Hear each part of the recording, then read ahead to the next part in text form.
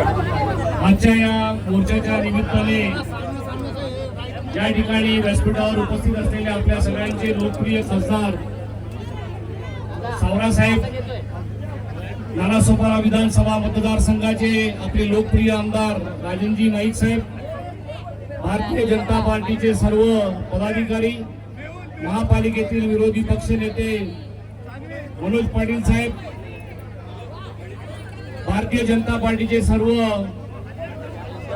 पदाधिकारी आणि या विराट मोर्चाला उपस्थित राहिलेले आपण सर्व या शहरातील नागरिक बंधू भगिनींनो, आपल्याला कल्पना आहे की प्रशासनाच्या आडून ही जी पाणीपट्टीमध्ये जी दरवाढ केलेली आहे ही या शहरातल्या नागरिकांवर अतिशय अन्यायकारक अशी दरवाढ आहे।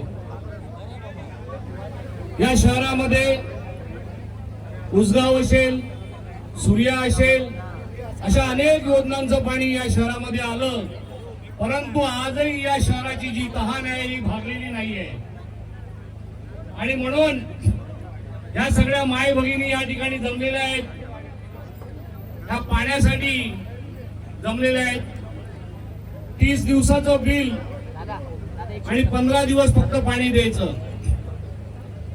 प्रत्येक पावसाळ्यात 5-5, 7-7 दिवस पाणी येणार नाही अशी परिस्थिती आहे। आता या मोर्चाच्या निमित्ताने इथे बोलण्यासारखे बरेच विषय आहेत, परंतु आपण पाहिलेलं आहे की या शहराला अशा या मोर्चाची सवय नाही।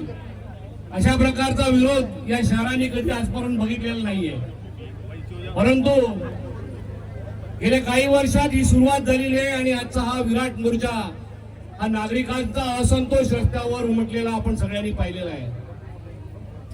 माझी महापालिका प्रशासनाला विनंती आहे की हे कागदी घोडे नाचवायचं बंद करा। या ठिकाणचे जे सत्ताधारी आहेत, या सत्ताधाऱ्यांनी खरं तर हा प्रस्ताव महापालिका सभागृहात आणायला पाहिजे होता, त्याला सर्वांनीच विरोध करायला पाहिजे होता आणि मग शासनाकडे पाठवायला पाहिजे होता।